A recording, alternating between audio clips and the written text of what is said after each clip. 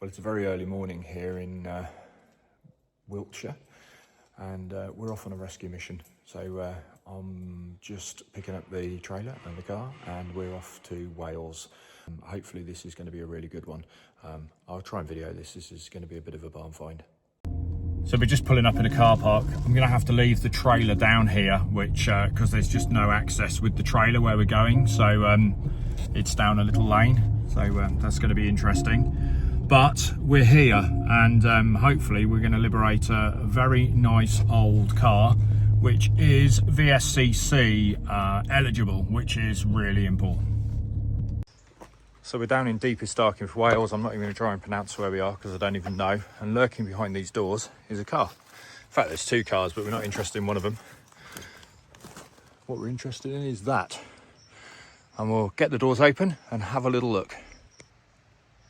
Here we go. Right. Let's get it open. Oh, I've caught the camera.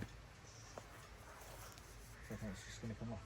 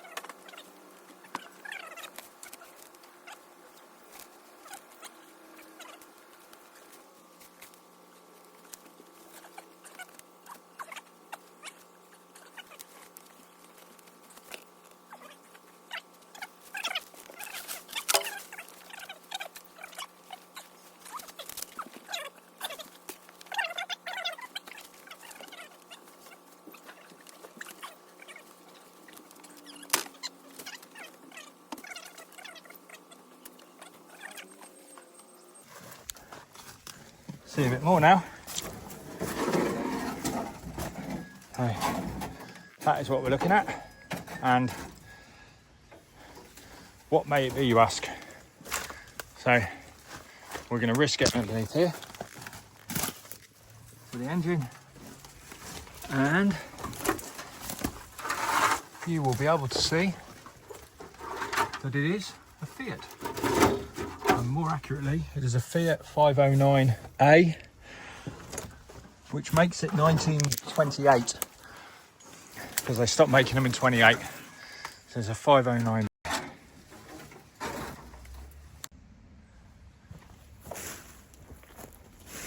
So quite unbelievably, the bolt's undone on the wheel, and we're taking the spare wheel off. So here we go.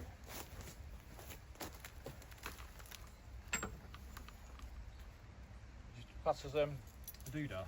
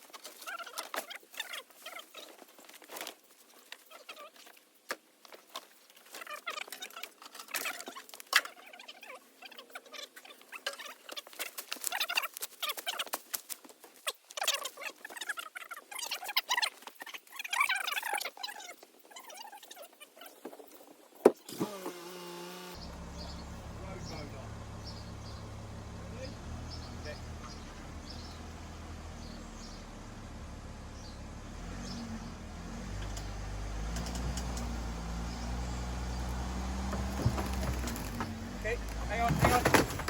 Whoa. Right, I know it moved. Yeah, we're in business. We've just got the roof problem. Pardon? We've just got the roof issue. Okay. Now I suppose there's a chance that roof comes down when we lift that over. Actually, it shouldn't do, should it?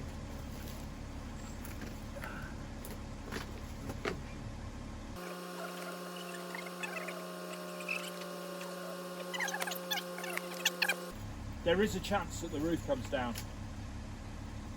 It'll sag, but we're held up there, aren't we? So we should be okay. Well, give it an inch and we'll see what happens. Give it an inch and we'll take a mile. Yeah. It's rolling though, which is great news.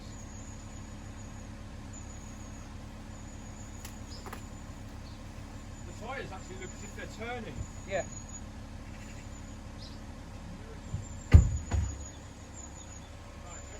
Yep.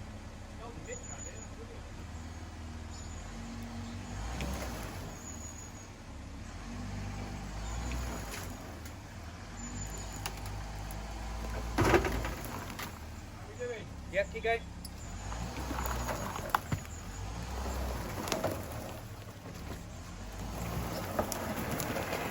Hang on.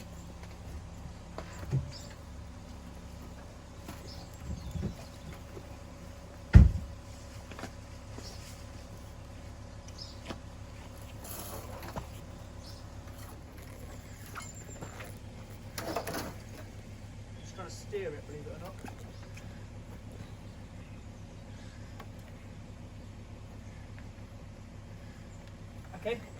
Okay.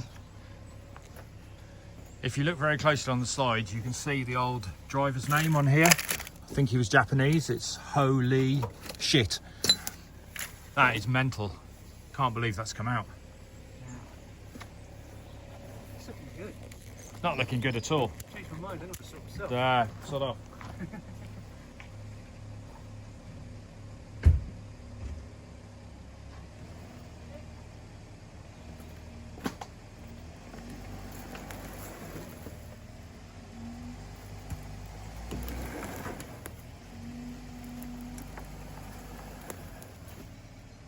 going.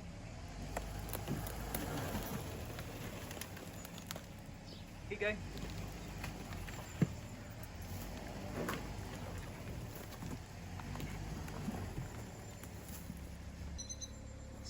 Ah, the window never made it. Nah. The window never made it. And nor did the radiator housing. Christ almighty. So it's out. We think 1928 because they stopped making them in 28 and I understood it was a 29 Fiat 509A in yeah, restoration specification. Jesus Christ.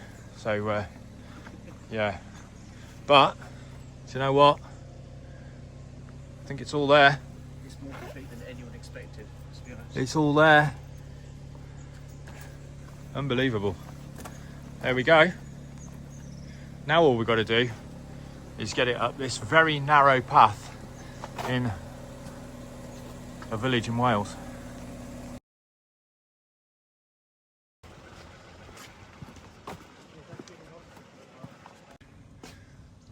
All loaded up. Next to be seen on Prescott. So it's the morning after the night before. The trailer is empty, as you can see, and that means that the barn find is now not in the trailer. So let's have a little look around, shall we? So some of the body didn't survive the journey. The doors, a couple of them have come off, which is a bit of a shame. But I think once we empty it out and we mock the doors up, we can see what it all looks like.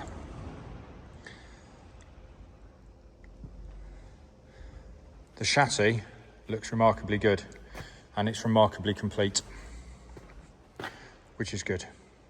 The construction of this thing is fragile, so it's all wood right the way around with leather covering, which we can see here. This is all the original leather, as is the roof, and it's quite a big saloon, so I'm quite shocked at how much space there is in the back. There's the back seat, and there's the floor space, and there's the front seats. So a little bit of history on it. It's a Fiat 509A. They were made up until 1928. I believe this is a 28, although it might have been registered in 29, sorry, in the UK. It's amazingly complete. It was raced in trials in 1954, I believe, 53, 54, and then parked in a barn, and it's sat there ever since. Obviously been registered in the UK, and when I say it's fairly complete, you can see just how complete. I have all the doors. They've sort of semi-disintegrated on the way, but as you can see, you get the general impression of the vehicle there. I'm just starting to have a little bit of a look through and see what we've got. So obviously we've got a bonnet, it's going to need redoing. It's got a radiator cowling, which is going to need replacing. It's got its lights, which are going to need sorting, and the body's absolutely ruined. It's got its nice Fiat lens in, although we've got another one, but it's cracked. There is a spare light for it in the front. We've got all the glass. I think that survived. We've got seats, we've got steering, we've got all the running gear, and the chassis survived it being pulled out from a seized situation. So that in itself is pretty good. I would suggest it looks like missing a clock of some description, but we've got all the other controls on the steering wheel, etc. We have the super cool text disc, which is, I can't get through to it, 1958, there you go. 1958 was the last time it was taxed and on the road. Seat bases are there. There's lots of rubbish inside. There's tins with stuff in, and there's lots of stuff in here that looks like a starter handle, as well as lots of wood and stuff left over. Cranking mechanism for the windows is, pretty cool. And you can see the way they're made. The wheels, I've got a spare, as you might have seen. And then at the back end, we've got the mounts for the spare wheel. We know the original reflector sizes and stuff like that. And then just stupid little things like we have storage boxes. Inside those storage boxes are boxes of matches, original boxes of matches from back in the day. We have Durafix adhesive, a spare bulb, Schrader valves, Schrader valve cores still in their original things, Lucas fuses, fuel tap, Bostik, tin of something. I hope they're not Werthers. Tin of split pins, spare wiper blade. And then on the other side we've got another one. And in here we have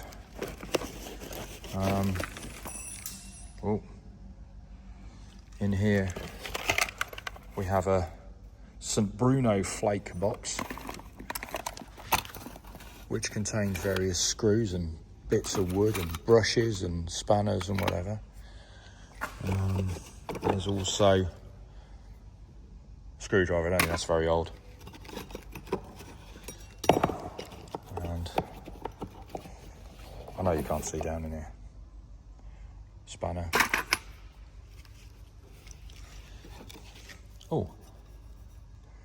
Oh yes. Veteran and Vintage Car and Motorcycle Rally, August the 31st, 1958. Wilton House, which is just down the road. So it looks like it's a fairly local car, because Wilton House, I think, is just down the road in Wilton, which is where carpets are made. If you've seen Only Fools and Horses and Doing Up the Wilton, that's what that is all about. And another screwdriver in my little keepsake box. So why on earth have we bought this thing? When I got the Rolls Royce, I was looking for the Rolls Royce with the aero engine in, but I did fancy a VSCC car, Vintage Sports Car Club. And I've been a member of the VSCC for a while, and I've been to a couple of events this year and really enjoyed them. Eligibility is pre-1931, so 1930, which they do also have an eligibility of post-vintage thoroughbreds, which the Rolls-Royce falls into. But aero engines don't fall into that. Aero engines, they have to be pre-1931 as well. Mine's a 31 design, so therefore it doesn't count. This, being a 1928, is eligible. It's all there. I think it would be fair to say it's not restorable back to standard, so we're going to put a special body on it. There are Fiats from that period. There's a 509A that raced in period, in red, obviously, Italian colours. There's also the Fiat 501, which there were quite a lot of. So there's racing pedigree within the model, which is really good. And the other thing I really liked about it, which is one of the pictures I saw, was the engine. So let's just show you under the bonnet.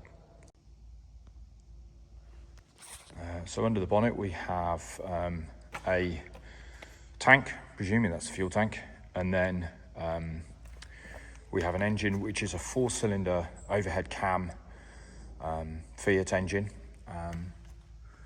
complete with Fiat on the top, aluminium rocker cover, aluminium fan, still have the radiator core, still have all the steering boxes, still have the gearbox and everything in there. Looks very, very simple. I'm guessing that's a little updraft on there, and then exhaust ports, very small, 990 centilitres, so just under a litre. Missing loads of bits, but we'll find them. I think we're missing a starter motor by the looks of it, and there is something that goes in the front here, which I think is the crank. There's like a crank handle case which goes in there. Having looked on a couple online, we're obviously going to struggle to find that, I would guess. I can't think there's too many of these around. That's what the crank handle fits into. So yeah, there we go. That is our basis for a VSCC special. So first things first, it's going to go in the corner for a while I clean this up. I'm just going to get all the rubbish out, see what trinkets we have inside over and above the bits we've already found, and then get all the wood out, try and make it look like a car again, and then we can go through the process of documentation. Obviously we have a registration number, we have an engine number which is on the side of the engine, and I'm sure we'll have a chassis number because the chassis is pretty much intact, so we'll find that. And then once we've found that, we should be able to go through the process of registration. It will probably need to be inspected by a Fiat expert, which is fine. I don't think there's any question of what it is. And I think the car's pretty well known to members of the VSCC anyway, because the owner is well known to the VSCC, or previous owner, should I say. So yeah, there we go. How good's that?